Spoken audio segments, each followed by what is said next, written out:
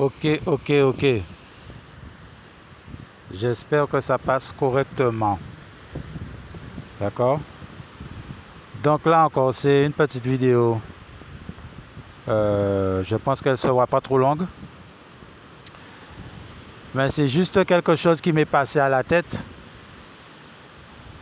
En fait, ce sont des suggestions que je vais faire à monsieur Jean-Philippe Courtois, maire de Capesterre-Belle-Eau, de même qu'à tous les autres maires de la Guadeloupe. Donc, en ayant observé ce qui s'est passé depuis l'inondation qui s'était passée il me semble que c'était en fin d'avril là que moi j'avais vu comme un avertissement et ça s'était passé le soir, mais ce n'était pas aussi grave que celle qui s'est passée le mois dernier. Donc moi, ce que j'ai retenu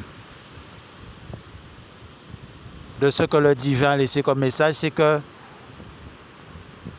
il faut s'attendre à ce que des inondations se passent la nuit. Parce que l'inondation qui s'est passée à la fin du mois d'avril, là, il me semble bien, à la fin du mois de mai, je ne me rappelle plus trop, c'était pour vous avertir, pour vous dire que vous, Guadeloupéens, c'est la nuit que ça va vous arriver. C'est pour que ça puisse marquer vos esprits. Parce que la nuit, c'est un symbole des ténèbres. Et spirituellement, la Guadeloupe est dans les ténèbres. Hein? Les Guadeloupéens se déchirent entre eux. Dans certaines familles, c'est le déchirement. Et on se sent bien qu'avec les étrangers. Donc moi, j'estime que ce n'est pas normal là.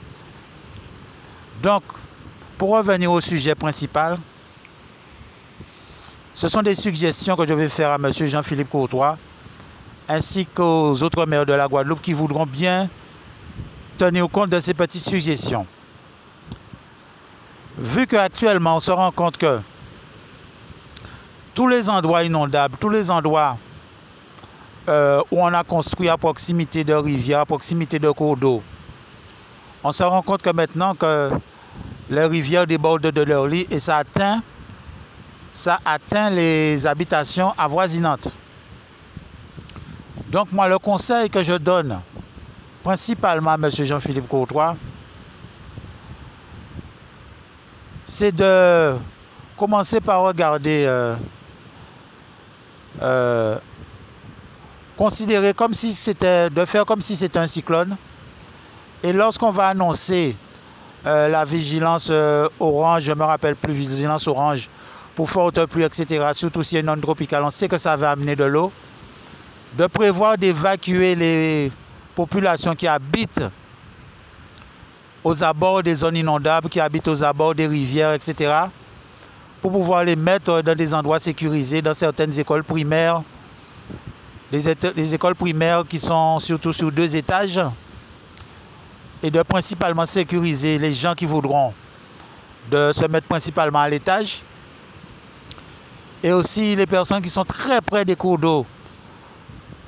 Il serait souhaitable que les services de la mairie délèguent un service technique pour pouvoir, comment dirais-je, si on sait que la dépression tropicale va passer la nuit, eh bien les gens qui le souhaitent, qu'un service municipal récupère leur frigidaire, leur congélateur, etc. et d'amener ça en hauteur, quoi. Disons, on va mettre ça devant les salles de classe, sur des palettes avec des bâches en plastique dessus. Hein? Donc, de prévoir de sécuriser les gens qui sont aux abords des zones inondables et de les mettre en sécurité comme si c'était pour un cyclone. Parce que quand on regarde ce qui s'est passé à Goyave, à Rivière-des-Pères, oui, il y avait des jeunes pour venir retirer des gens, mais ce n'est pas partout où il y aura des jeunes pour pouvoir venir sauver les gens qui seront en train de se noyer dans leur maison. Donc j'espère qu'on a compris le sens de mon message. C'est plutôt en prévention. Dès qu'on annonce l'alerte orange pour forte pluie et risque d'inondation, je pense qu'il serait mieux de sécuriser les populations fragiles qui sont aux abords des zones inondables, de les mettre dans des lieux sécurisés, de préférence à l'étage, comme par exemple à l'école de l'habitué dont j'ai parlé. Il me semble que c'est sur 2 niveaux.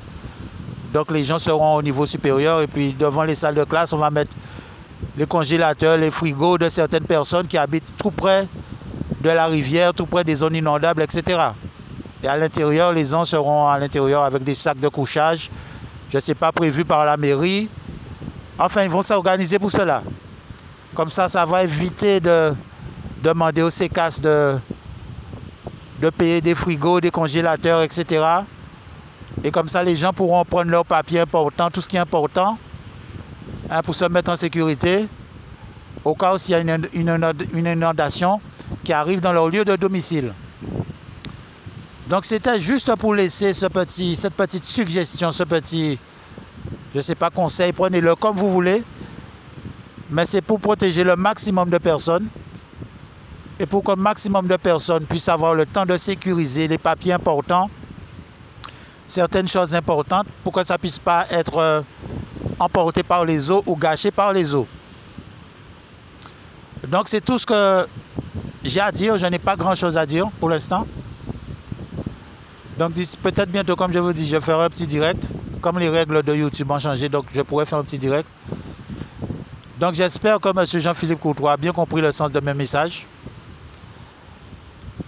Et d'essayer de faire des petites coordinations, d'essayer de prévoir comment on va gérer ça dès maintenant, parce qu'il ne faut pas attendre le dernier moment, pour préparer la population, envoyer des agents, parler avec certaines personnes qui habitent près des zones inondables, hein, pour faire passer le message, pour se mettre en sécurité comme si c'était pour un cyclone. Parce que comme je vous l'ai dit, c'est pas à chaque inondation qu'il y aura des jeunes pour venir sauver des gens de la noyade chez eux.